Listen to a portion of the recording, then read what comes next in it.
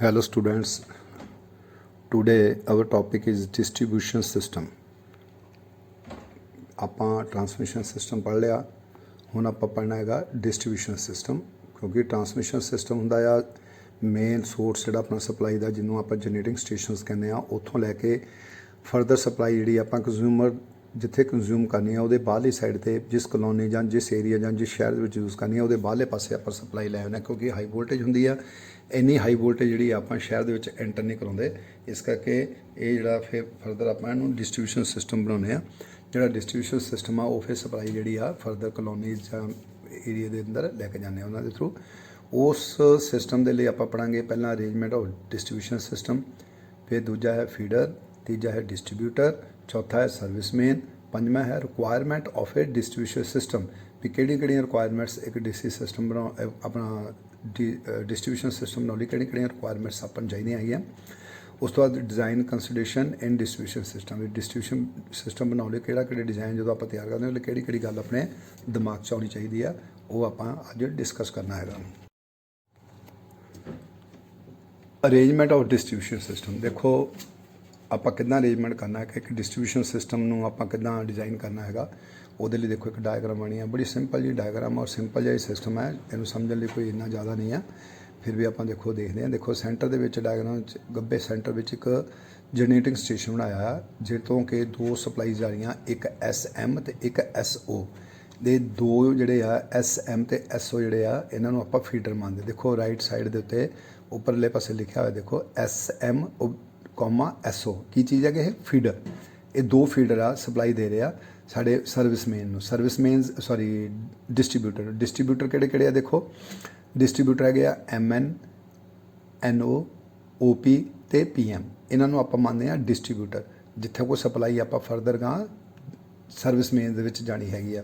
Further ਹੈਗੇ ਆ ਦੇਖੋ ਕੱਲੇ ਡਿਸਟ੍ਰੀਬਿਊਟਰ ਦੇ ਨਾਲ ਕਈ ਸਾਰੇ ਸਰਵਿਸਮੈਨਸ ਆਪਾਂ ਅਟੈਚ ਕੀਤੀਆਂ ਹੋਈਆਂ। ਦੇਖੋ ਉੱਪਰਲੇ ਪਾਸੇ 5 ਨੇ, ਰਾਈਟ ਸਾਈਡ ਤੇ 2 ਨੇ, ਥੱਲੇ ਪਾਸੇ 2, 4, 6, 8 ਨੇ ਔਰ ਲੈਫਟ ਸਾਈਡ ਦੇ ਵੀ 5 ਨੇ। ਇਸ ਤਰ੍ਹਾਂ ਇਹ ਮਤਲਬ ਅਲੱਗ ਹੈ।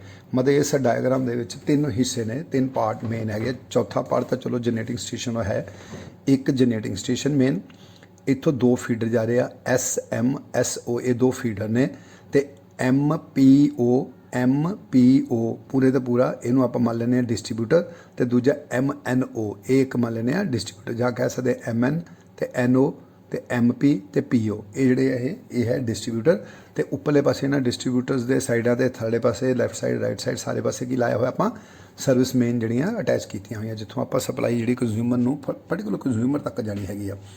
ਦੇਖੋ ਪਹਿਲਾਂ ਇਹਦਾ ਪਾਰਟ ਅਰੇਂਜਮੈਂਟ ਦੇ ਵਿੱਚ ਪਹਿਲਾ ਹੈ, ਸਭ ਤੋਂ ਪਹਿਲਾਂ ਫਸਟ ਮੇਨ ਇੰਪੋਰਟੈਂਟ ਜਿਹੜਾ ਡਿਸਟ੍ਰੀਬਿਊਸ਼ਨ ਦਾ ਜਿਹੜਾ ਹਿੱਸਾ ਹੈ ਉਹ ਹੈ ਫੀਡਰ। ਕਹਿੰਦੇ feeder is a conductor which connects the substation, ਜਿਹਦਾ ਆਪਾਂ ਡਾਇਗਰਾਮ 'ਚ ਦੇਖਿਆ ਸਬਸਟੇਸ਼ਨ ਨੂੰ ਕਨੈਕਟ ਕਰਦਾ, or localised generating station to the area where power is to be distributed. ਮਤਲਬ ਸਬ ਸਟੇਸ਼ਨ ਤੋਂ ਡਿਸਟ੍ਰੀਬਿਊਟਰ ਨੂੰ ਜੋੜਨ ਲਈ ਜਿਹੜੀ ਵਾਇਰ ਆਪਾਂ ਯੂਜ਼ ਕਰਦੇ ਹਾਂ that is called feeder. Generally no tapping are taken from the feeder so that current in it remains same throughout the figure।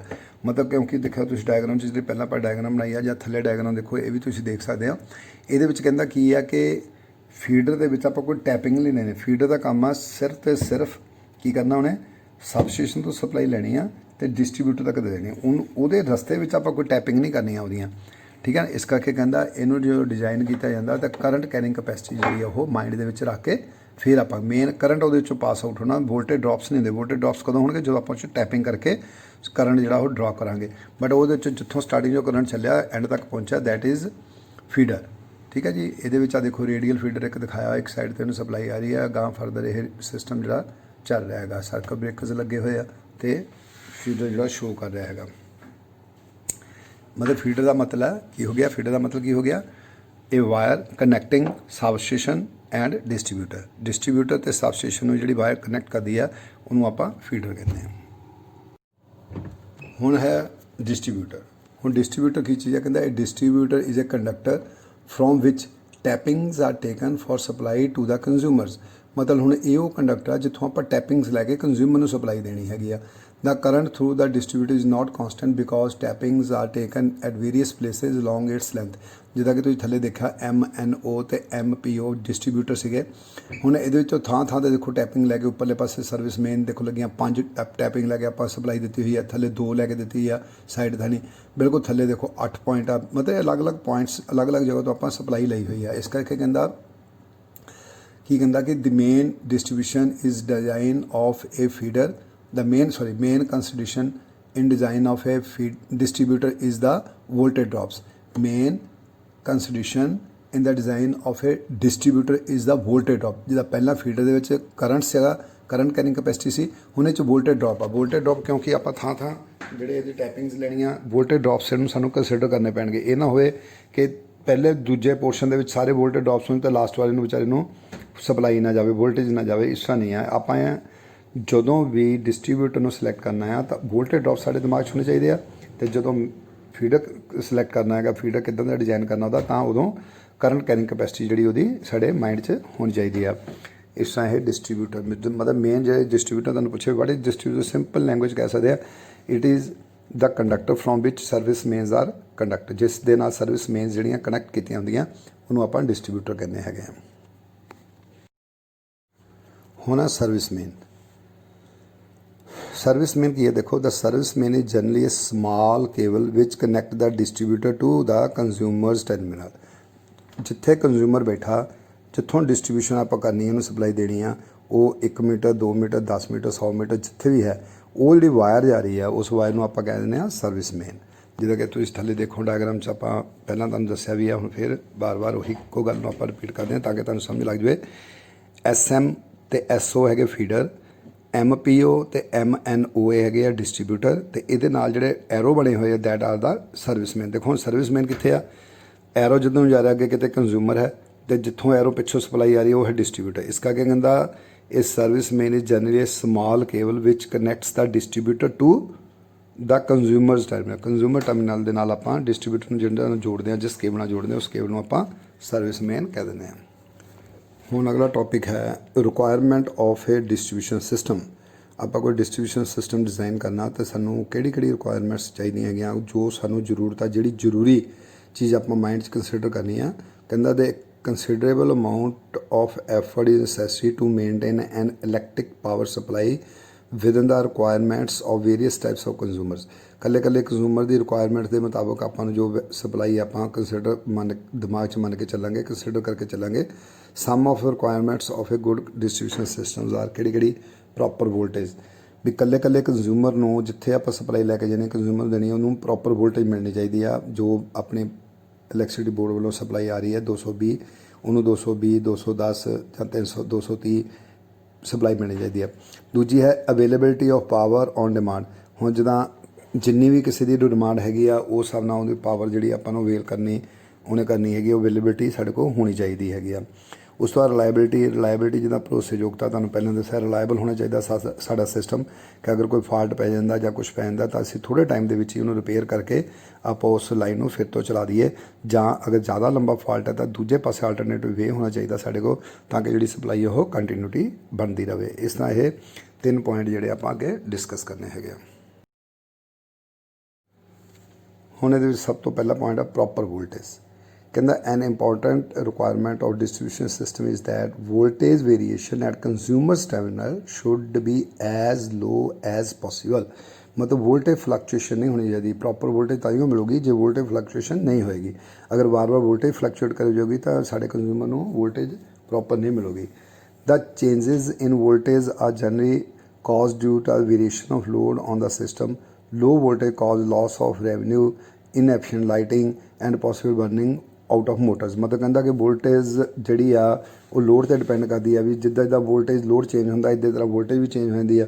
ਪਰ ਸਿਸਟਮ ਇੱਦਾਂ ਦਾ ਹੋਣਾ ਚਾਹੀਦਾ ਕਿ ਜੇ ਲੋਡ ਚੇਂਜ ਵੀ ਹੋਵੇ ਤਾਂ ਸਾਡੀ ਵੋਲਟੇਜ ਫਲਕਚੁਏਸ਼ਨ ਜਿਹੜੀ ਮਿਨੀਮਮ ਹੋਣੀ ਚਾਹੀਦੀ ਆ, ਜ਼ਿਆਦਾ ਨਹੀਂ ਹੋਣੀ ਚਾਹੀਦੀ। ਉਹਦੇ ਨਾਲ ਕਹਿੰਦਾ ਕੀ ਹੁੰਦਾ ਕਿ ਲੋਸਿਸ ਆਫ ਰੈਵਨਿਊ ਘਾਟਾ ਪੈਂਦਾ। ਦੇਖੋ ਆਪਾਂ ਸਪੋਜ਼ ਕਰੋ ਆਪਾਂ ਘਰ ਦੇ ਵਿੱਚ ਕੋਈ AC ਲਾਇਆ, ਵੋਲਟੇਜ ਹੀ ਨਹੀਂ ਆ ਰਹੀ ਸਾਡੇ ਕੋਲ ਪ੍ਰੋਪਰ, ਤਾਂ ਸਾਡਾ AC ਵੀ ਨਹੀਂ ਚੱਲੇਗਾ, ਬਿਜਲੀ ਬੋਰਡ ਨੂੰ ਵੀ ਘਾਟਾ ਪੈ ਗਿਆ। ਜੇ AC ਚੱਲਦਾ ਐਨਰਜੀ ਕੰਜ਼ਿਊਮ ਹੋਣੀ ਸੀ, ਉਹਨਾਂ ਨੂੰ ਪੈਸੇ ਹੋਣੇ ਸੀ।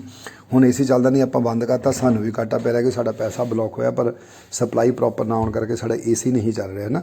ਇਨਸਫੀਸ਼ੀਐਂਟ ਲਾਈਟਨਿੰਗ, ਬਲਬ ਲੱਗੇ ਆ ਲੇਕਿਨ ਵੋਲਟੇਜ ਪੂਰੀ ਨਹੀਂ ਆ, ਬਲਬ ਨਹੀਂ ਚੱਲ ਰਹੇ। Possible burning out of motors, कई बार लो वोल्टेज ते मोटरां भी सड़ जांदियां, कोई वोल्टेज घट जाती है, करंट ज़्यादा ड्रॉ करन लग पैंदी मोटर साडी, तो वो करके वोल्टेज भी बंद हो मोटर भी बंद हो सकती है। इस तरह ये लॉसिज होंदे हैगे आ।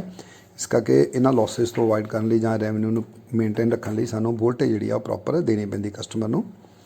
High voltage causes lamps to burn out permanently and may cause failure of other appliances. कई बार कहता परमानेंटली लैंप्स वगैरह ਜਾਂ ਦੂਜੀਆਂ ਚੀਜ਼ਾਂ ਜਿਹੜੀਆਂ ਸੜੀਆਂ ਸੜ ਜਾਂਦੀਆਂ ਹੈਗੀਆਂ ਜੇਕਰ ਵੋਲਟੇਜ ਜ਼ਿਆਦਾ ਆ ਜਾਵੇ ਤਾਂ। Therefore, a good distribution system should ensure that the voltage variation at consumers terminal are within permissible limits। Limit ਦੇ ਵਿੱਚ ਕੋਈ ਇੱਕ ਲਿਮਟ ਆ, ਉਸ ਤੋਂ ਲਿਮਟ ਦੇ ਅੰਦਰ ਅੰਦਰ ਜਿਹੜੀ ਵੋਲਟੇਜ ਜਿਹੜੀ ਆ ਸੜੀ ਉਹ ਰਹਿਣੀ ਚਾਹੀਦੀ ਹੈ। Legal limit of voltage variation is +-5%। ਮਤਲਬ ਮੰਨ ਲਓ ਸਪੋਜ਼ ਕਰੋ ਇੱਕ 220 ਵੋਲਟ ਦਾ ਕੋਈ ਸਿਸਟਮ ਆ ਤਾਂ 11 ਵੋਲਟਸ ਜਿਹੜੇ ਆ ਅਪ ਡਾਊਨ ਹੋ ਸਕਦੇ, 220 ਦੀ 210 ਰਹਿ ਸਕਦੀ ਆ, 209 ਰਹਿ ਸਕਦੀ ਆ, 230 ਹੋ ਸਕਦੀ ਆ। ਇਹ ਨਹੀਂ ਕਿ 220 ਦੀ ਸਪਲਾਈ ਦਿੱਤੀ ਹੋਈ ਹੈ ਤਾਂ ਵੋਲਟੇਜ ਕੰਜ਼ਿਊਮਰ ਨੂੰ ਮਿਲੇ 190 ਜਾਂ 180 ਜਾਂ ਸਿੱਧੀ 250 ਜਾਂ 270, ਜਿਹਨਾਂ ਕਿ ਸਾਡੇ ਨੁਕਸਾਨ ਹੋ ਸਕਦਾ। ਇਸ ਤਰ੍ਹਾਂ ਜਿਹੜੀਆਂ ਪੋਸੀਬਿਲਿਟੀਜ਼ ਨੂੰ ਮੇਨਟੇਨ ਰੱਖਣ ਲਈ ਆਪਾਂ ਨੂੰ ਪ੍ਰੋਪਰ ਵੋਲਟੇਜ ਮੇਨਟੇਨ ਰੱਖਣ ਲਈ ਸਾਨੂੰ ਉਹਦਾ ਪ੍ਰਬੰਧ ਕਰਨਾ ਚਾਹੀਦਾ ਹੈਗਾ। ਇੱਕ ਇਹ ਪਹਿਲੀ ਰਿਕੁਆਇਰਮੈਂਟ ਹੈਗੀ ਆ। Availability of power on demand। ਕਹਿੰਦਾ power must be available to the consumers in any amounts that they may require from time to time। For example, motors may be started or shut down, lights may be turned on or off without advance warning to the electricity supply company। ਮਤਲਬ ਕਹਿੰਦਾ ਕਿ availability power ਦੀ ਰਹਿਣੀ ਚਾਹੀਦੀ ਹੈ। Suppose ਕਰੋ ਸਾਡੇ ਘਰ ਵਿਆਹ ਆ ਜਾਂ ਸ਼ਾਦੀ ਆ, ਆਪਣਾ ਕੋਈ ਹੈਵੀ ਲੋਡ ਆਪਾਂ ਲਾਉਣਾ ਹੈਗਾ ਆ, ਤਾਂ ਆਪਾਂ ਇਹ ਨਾ ਕਿ ਆਪਾਂ ਪਹਿਲਾਂ ਬਿਜਲੀ ਬੋਰਡ ਵਾਲਿਆਂ ਨੂੰ ਦੱਸੀਏ ਜੀ ਅਸੀਂ ਹੁਣ ਜੀ ਲੜੀਆਂ ਲਾਉਣ ਲੱਗਿਆ ਜੀ, ਤੁਸੀਂ ਸਾਨੂੰ ਪਾਵਰ ਜਿਹੜੀ ਵਧਾ ਦਿਓ, ਜਾਂ ਅਸੀਂ ਲੜੀਆਂ ਬੰਦ ਕਰਨ ਲੱਗੇ ਪਾਵਰ ਘਟਾ ਦਿਓ। ਇਸ ਤਰ੍ਹਾਂ ਨਹੀਂ ਕਹਿੰਦਾ। ਕਹਿੰਦਾ availability of power on demand. ਸਾਡੇ ਕੋਲ ਅਵੇਲੇਬਲ ਹੋਣੀ ਚਾਹੀਦੀ ਹੈ ਪਾਵਰ ਜਿਹੜੀ ਆ। ਜਦੋਂ ਵੀ ਅਸੀਂ ਕੰਜ਼ਿਊਮਰ ਆ, ਮੰਨ ਲਓ ਆਪਾਂ ਘਰ ਦਾ ਜੋ ਵੀ ਕਨੈਕਟਡ ਲੋਡ ਲਾਇਆ ਹੋਇਆ, ਸ਼ੋਅ ਕੀਤਾ ਹੋਇਆ, ਉਹ ਆਪਾਂ ਕਿਸੇ ਟਾਈਮ ਵੀ ਚਲਾ ਸਕਦੇ ਹਾਂ ਅਤੇ ਕਿਸੇ ਟਾਈਮ ਵੀ ਬੰਦ ਕਰ ਸਕਦੇ ਹਾਂ। ਇਹ 'ਚ ਬਿਜਲੀ ਬੋਰਡ ਨੂੰ ਪ੍ਰੋਬਲਮ ਨਹੀਂ ਹੋਣੀ ਚਾਹੀਦੀ। ਇਸ ਕਰਕੇ ਉਹਨਾਂ ਵੱਲੋਂ ਉਹ ਜਿਹੜੀ ਅਵੇਲੇਬਿਲਿਟੀ ਆ ਪਾਵਰ ਦੀ ਅਵੇਲੇਬਿਲਿਟੀ ਰਹਿਣੀ ਚਾਹੀਦੀ ਆ। ਕਹਿੰਦਾ an electrical energy can not be store therefore the distribution system must be capable of supplying load demands on the consumer. ਹੁਣ ਕਹਿੰਦਾ ਭਾਵ ਕਿ ਮਤਲਬ ਸਟੋਰ ਕਰਕੇ ਤਾਂ ਰੱਖ ਨਹੀਂ ਸਕਦੇ ਵੀ ਲਓ ਵੀ ਆਪਾਂ ਰਾਤ ਨੂੰ ਬਲੋ ਜਗਾਉਣੇ ਬਿਜਲੀ ਸਟੋਰ ਕਰ ਲਓ ਤਾਂ ਰਾਤ ਨੂੰ ਚਲਾਵਾਂਗੇ, ਨਹੀਂ। ਕਹਿੰਦਾ ਡਿਸਟ੍ਰੀਬਿਊਸ਼ਨ ਸਿਸਟਮ ਹੀ ਇੱਦਾਂ ਦਾ ਹੋਣਾ ਚਾਹੀਦਾ ਕਿ ਉਹਦੇ ਕੋਲ ਕੈਪੇਬਲ ਹੋਵੇ, ਉਹ ਜਦੋਂ ਸਾਨੂੰ ਡਿਮਾਂਡ ਹੋਵੇ ਤਾਂ ਸਾਨੂੰ ਉਹ ਸਪਲਾਈ ਪੇ ਕਰ ਸਕਦਾ ਹੋਵੇ।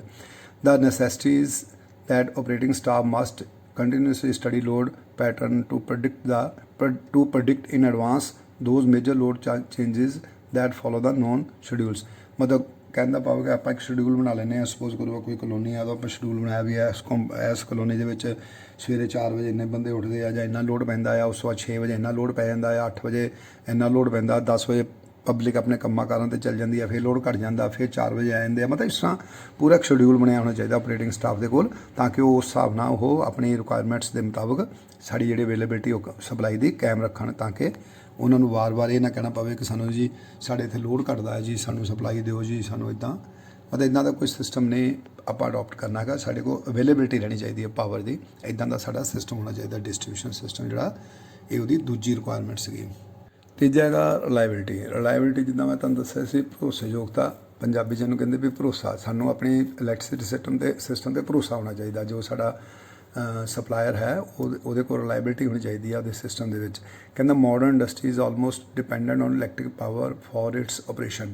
Homes and office buildings are lighted, heated, cooled and ventilated by electric power and this calls for reliable services. ਆਪਾਂ ਉਹਨਾਂ ਨੂੰ ਰਿਲਾਇਬਲ ਸਰਵਿਸਿਜ਼ ਦੇਣੀਆਂ ਹੈਗੀਆਂ, ਇਹ ਸਾਡੀ ਰਿਕੁਆਇਰਮੈਂਟ ਹੈ। Unfortunately electrical power like everything else that is a man made. ਕਹਿੰਦਾ ਕਿਉਂਕਿ ਇਨਸਾਨ ਨੇ ਬਣਾਈ ਹੈ ਬਿਜਲੀ, ਇਸ ਕਰਕੇ ਕੀ ਕਹਿੰਦਾ can never B absolutely and 100% reliable. ਕਹਿੰਦਾ ਫਿਰ ਵੀ 100% ਆਪਾਂ ਨੂੰ ਰਿਲਾਇਬਲ ਨਹੀਂ ਬਣਾ ਸਕਦੇ ਹੈਗੇ। ਜੇ ਆਪਾਂ ਕਹੀਏ ਵੀ ਲੋ ਜੀ ਕਦੀ ਸਪਲਾਈ ਜਾਊਗੀ ਨਹੀਂ, ਭਾਵੇਂ ਜੋ ਮਰਜ਼ੀ ਕਰ ਲਓ, ਬਟ ਇਹ ਮਸ਼ੀਨਰੀ ਆ, ਕਿਸੇ ਵੇਲੇ ਵੀ ਕੁਛ ਵੀ ਪੋਸੀਬਿਲਿਟੀ ਹੋ ਸਕਦੀ ਹੈਗੀ ਆ। ਕਹਿੰਦਾ how the reliability can be improved to a considerable existent by. ਕੁਛ ਇੱਕ ਐਗਜ਼ਿਸਟੈਂਟ ਤੱਕ ਆਪਾਂ ਇਹਨੂੰ ਰਿਲਾਇਬਲ ਬਣਾ ਸਕਦੇ। ਕਿੱਦਾਂ? ਜਿੱਦਾਂ ਆਪਾਂ ਪਹਿਲਾਂ ਪੜ੍ਹਿਆ ਇੰਟਰਕਨੈਕਟਡ ਸਿਸਟਮ। ਇੰਟਰਕਨੈਕਟਡ ਸਿਸਟਮ ਹੁੰਦਾ ਇੱਕ ਦੂਜੇ ਨਾਲ ਸਿਸਟਮ ਨੂੰ ਜੋੜ ਦੇਣਾ। ਆਪਾਂ ਸਬ ਸਟੇਸ਼ਨਸ ਨੂੰ ਆਪਸ 'ਚ ਜੋੜਦੇ ਨੇ ਤਾਂ ਕਿ ਇੱਕ ਸਬ ਸਟੇਸ਼ਨ 'ਚ ਅਗਰ ਕੋਈ ਪ੍ਰੋਬਲਮ ਆਉਂਦੀ ਆ ਤਾਂ ਆਪਾਂ ਦੂਜੇ ਪਾਸੇ ਸਬ ਸਟੇਸ਼ਨ ਤੋਂ ਸਪਲਾਈ ਲੈ ਸਕੀਏ।